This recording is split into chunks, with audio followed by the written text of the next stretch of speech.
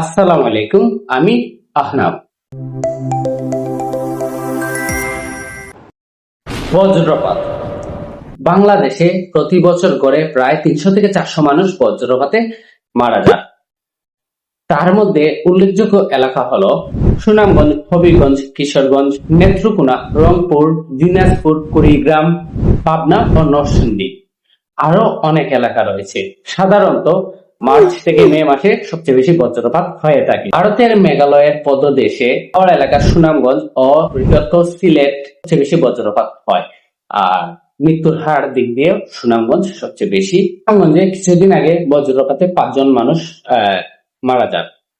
বজ্রপাত থেকে বাঁচার উপায় কি, বা বজ্রপাত হলে আমরা করব কি? বজ্রপাত হওয়ার সাথে সাথে কোনো আশ্রয় কেন্দ্রে আমরা আশ্রয় নেব।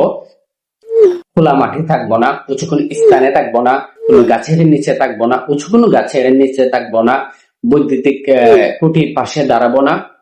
এখন আমাদের যেহেতু হাওড় অঞ্চল, আমাদের হাওড় গুলা ১২ থেকে ১৩ কিলোমিটার পর্যন্ত দীর্ঘ হয়ে থাকে। সেক্ষেত্রে যদি আমরা হাওড়ের মধ্যে থাকি, সেই সময় করণীয় কি?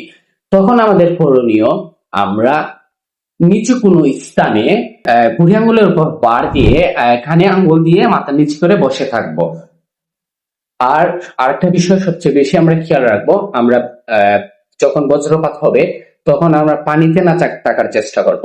কেউ যদি গোসল অবস্থায় দেখেন, যেহেতু আমাদের হাওড় এলাকা, বেশিরভাগ মানুষ হাওড় নদীতে গোসল করে থাকে, সেই ক্ষেত্রে আপনারা সাথে সাথে বজ্রপাতের সাথে সাথে নদী বা হাওড় বা আপনার ছোট ছোট পুকুরে যদি থাকেন, সেখান থেকে উঠে আসার চেষ্টা করবেন।